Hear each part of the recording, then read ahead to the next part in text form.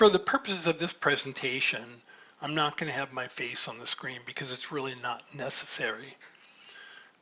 What I want to do in this video is begin the explanation of why it is the case that if most voters are centrist or moderates, that is, they're in the center of the ideological spectrum, why is it that our leaders are on the more extreme ends of the ideological spectrum? Now, just to be clear, when I refer to our leaders as being extreme, that is not intended to be pejorative. I'm not calling them extremists. It's a spatial concept. It's a way of describing the fact that there's a distance between the views of most voters in a general election and the people who are running for office in those general elections. So on the screen is what's called a normal distribution. Some people call it a bell curve. And what it's intended to denote in terms of ideology is that most voters in a general election are moderate. That is, they're not extremely liberal, they're not extremely conservative, they're somewhere in the middle of those two positions. And there are, going from left to right here, you have extremely liberal, then somewhat liberal, moderate, then somewhat conservative, and then extremely conservative. The fewest number of people in a general election are the people who are extremely liberal or extremely conservative. Then, as you get to people who are liberal or conservative, the percentages go up. When you get to the people who are somewhat liberal or somewhat conservative, the percentages go up even more. And then when it comes to moderates, they're the largest share of voters. Now, in political science, there's a really important concept called the median voter. The median voter. Now, what makes the median voter is that there are an equal number of people who are more liberal as more conservative on either side of the median voter. That's what those arrows are meant to denote. So the median voter is somebody who's right in the middle in this particular distribution. And so they're a moderate. But the median voter can be a different ideology depending on who's participating.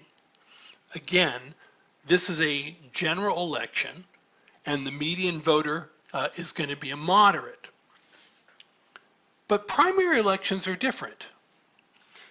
If you look at the screen, on the left you see the distribution of voters in a closed primary, and the distribution of voters on the right-hand side are the distribution of voters in a Republican closed primary. Now, if you recall, a closed primary is one in which only party members are allowed to participate.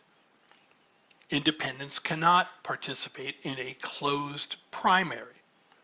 And both on the Democratic side and on the Republican side, the distribution is not a normal distribution. It is not a bell curve like in the general election. Let's talk about the Democratic side. As you can see on the Democratic side, I've scaled people from 1 to 9 as going from the most liberal to the most conservative. 1 being the most liberal and 9 being the most conservative.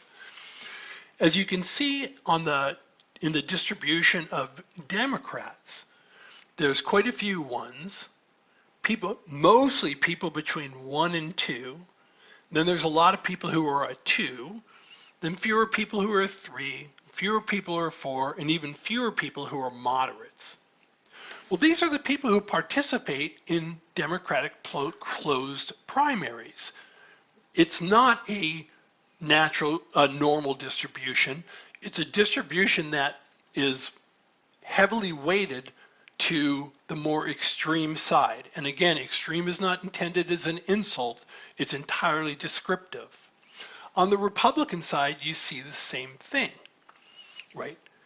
It is skewed to the right. So most of the people who vote in a closed Republican primary fall between an 8 and a 9, so maybe an 8.5. And there's a whole bunch of people who, in terms of ideology, they would be an 8. And then some 7s, fewer 7s than 8s, fewer 6s and 7s, and hardly any moderates in a Republican closed primary. Now, this is really important because, as I've mentioned before, the candidate most likely to win in any election is the one who wins the support of the median voter. Well, in a Democratic closed primary, the median voter is somewhere just above a 2. That's the actual median in that distribution. And when I say it's the median, it means that the area to the right of that line encompasses as many people as the area to the left of that line. Right? So there are an equal number of people more conservative than more liberal than the median voter in a Democratic closed primary. On the Republican side, it's the same thing. The median voter is somewhere just below maybe like a 7.8, somewhere around there using those numbers at the bottom. The median voter is somewhere around a 7.8, just below 8 in a Republican closed primary. And so for a candidate to win this election, they have to win the support of the median voter. Now, I know that's complicated and a lot of numbers, so let's see if we can reason this out. Suppose on the Democratic side, you have 5 candidates, and we're using the numbers on the bottom that go from 1 to 9, which is most liberal on the far left, extremely, extremely, extremely liberal, to the far right, extremely, extremely, extremely conservative. And suppose there are 5 candidates. Candidate A, if you placed them on that scale, would be a 1.2. Candidate B would be a 1.5. Candidate C would be a 2.1. Candidate D would be placed around 3.5, and candidate E would be a 5. So candidate E is a moderate, right? Right on the 5. And on the left-hand side, we have the same setup for Republicans. Candidate A is 8.8 on that scale. Candidate B is 8.5. Candidate C is a 7.8. Candidate D is a 6.5. And candidate E is a 5, is a moderate as well.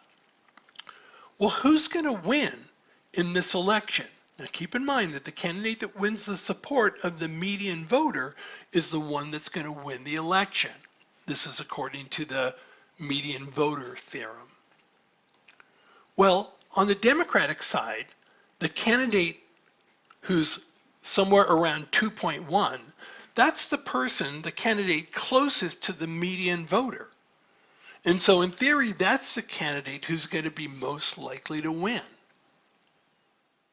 On the Republican side, candidate C is at a 7.8. That's also really close to the median voter. And so candidate C is going to be the candidate most likely to win because, once again, whoever attracts the support of the median voter is going to win the election. Now, why is that important? Why am I pointing that out? Let's keep in mind that in a general election, most voters are moderates. So now if we have a general election, there's your normal distribution again, and you have the median voter now in a general election is a moderate. Since candidate C for the Democrats won, they are at a 2.1 on that scale. Candidate C on the Republican side, they're at a 7.8. And most voters are around a 5. What that means is that in a general election, most voters have to choose a candidate who is way more liberal than they are or way more conservative than they are. Because a moderate candidate can't win in a primary. If you recall, in the primary election that I showed, there was a candidate on each side, the Democratic side and the Republican side, that was a 5.0, that was a moderate. Well, they don't win in primaries. Moderates don't win in primaries. And so as a result, they don't make it to the general election. And because of that, most voters are forced to choose between a candidate that's way more to the left, more liberal, or way more to the right, more conservative than they are. Now next, I'll talk about what happens in an open primary.